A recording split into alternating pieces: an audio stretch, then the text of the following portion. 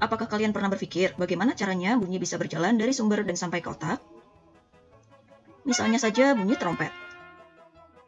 Ketika trompet ditiup, maka akan menghasilkan gelombang bunyi di udara.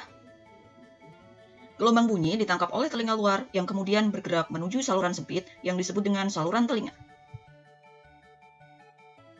Gelombang bunyi kemudian mencapai gendang telinga, yang merupakan selaput berukuran setengah dari uang koin. Gelombang bunyi ini membuat gendang telinga bergetar.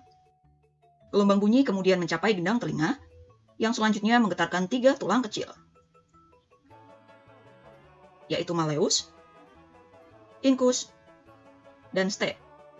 Tulang-tulang ini menguatkan atau meningkatkan getaran dari bunyi, yang kemudian meneruskannya ke koklea. Koklea berbentuk seperti siput dan memiliki ukuran sebesar kacang tanah, sehingga sering disebut sebagai rumah siput.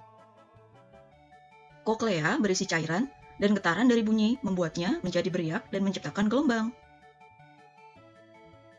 Struktur berbentuk seperti rambut yang disebut stereosilia berdiri di atas sel rambut yang ada di dalam telinga, yang kemudian bergabung menjadi satu membentuk seikat sel rambut di dalam koklea.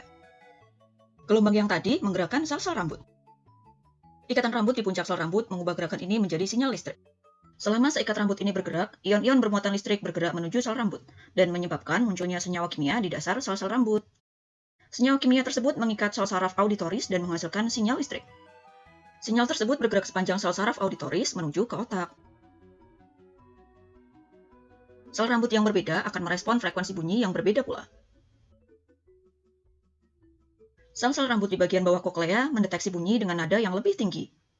Contohnya saja seperti bunyi flute atau seruling. Sementara itu, sel-sel rambut di sepanjang saluran melingkar mendeteksi bunyi bernada lebih rendah, seperti trompet atau trombon. Nah, sedangkan di bagian paling puncak dari spiral koklea, sel rambut mendeteksi bunyi dengan nada paling rendah, seperti tuba.